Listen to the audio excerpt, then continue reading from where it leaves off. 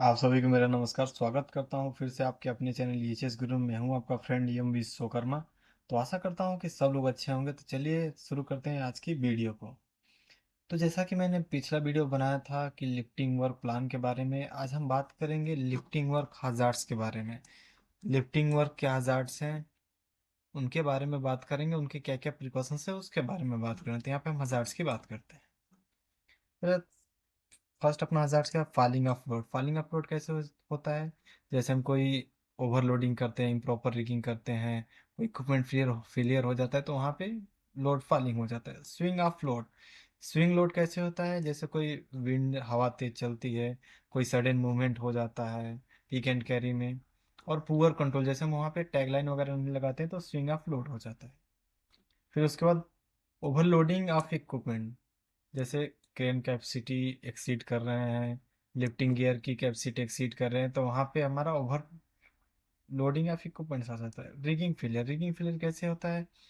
जैसे हम कोई भी सीलिंग को इम्प्रॉपर लगाएं, किसी भी साइकिल्स को इम्प्रॉपर लगाएं, या डैमेज टूल टैकल्स यूज करें, वहाँ पे रिगिंग फेलियर होता है। फिर poor communication, misunderstanding of signal हो गया, या सिग्नल हम प्रॉपर ना दे पाए रेडियो से, वहाँ पे पुअर कम्युनिकेशन होता है।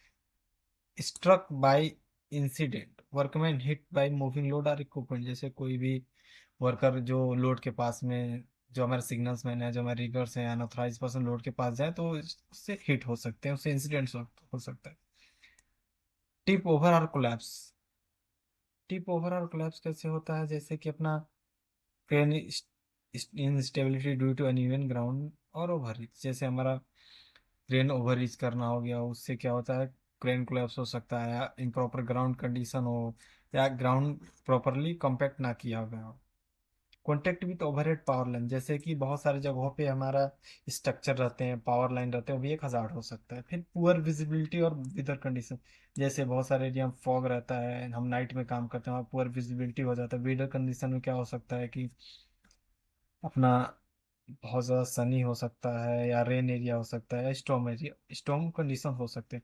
उसके अनट्रेंड पर्सन, जो भी हमारे रिगर्स हैं, जो भी हमारे लिफ्टिंग सुपरवाइजर्स हैं, सेफ्टी ऑफिसर, और अनट्रेंड हो तो वहाँ पर भी रिस्क बढ़ जाता है। फिर पिंच और क्रश इंजरी। क्रश इंजरी कैसे होता है? जैसे मे भी कहीं पे वॉल्व है या दो इक्विपमेंट से जिसे हम लोड करें, उसके बीच में कोई पर्सन आ गया, या फलाना के बीच में कोई पर्सन आ गया, तो वहाँ पे हमको पिंच या क्रश हो सकता है। फिर अनऑथराइज एक्सेस।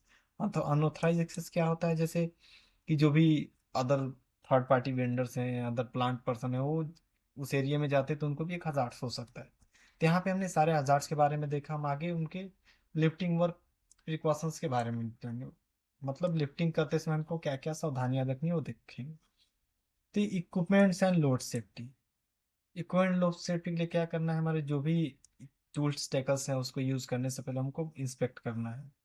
इंश्योर लोड है विद इन इक्विपमेंट कैपेसिटी, मतलब हमारा जो भी इक्विपमेंट्स की कैपेसिटी है लोड उससे ज़्यादा एक्सीड ना हो। प्रॉपर रिगिंग टेक्निक यूज करना चाहिए, और जो भी हमारे सेफ्टी गियर्स हैं, जैसे डी साइकिल्स हैं, बो साइकिल्स हैं, वेब सीलिंग बेल्ट्स हैं, फ्लैट वेब सीलिंग बेल्ट्स हैं, वो हमेशा सर्टिफाइड होने चाहिए, टीपीआई सर्टिफाइड होने चाहिए वो। Secure the load with taglines. जो भी हमारे लोड्स हैं, जो भी हमारे सस्पेंडेड लोड हैं, उसमें हमेशा दो टैगलाइन लगा कर रहनी चाहिए जो स्विंग को कंट्रोल कर सकते हैं। फिर उसके बाद पर्सनल सेफ्टी।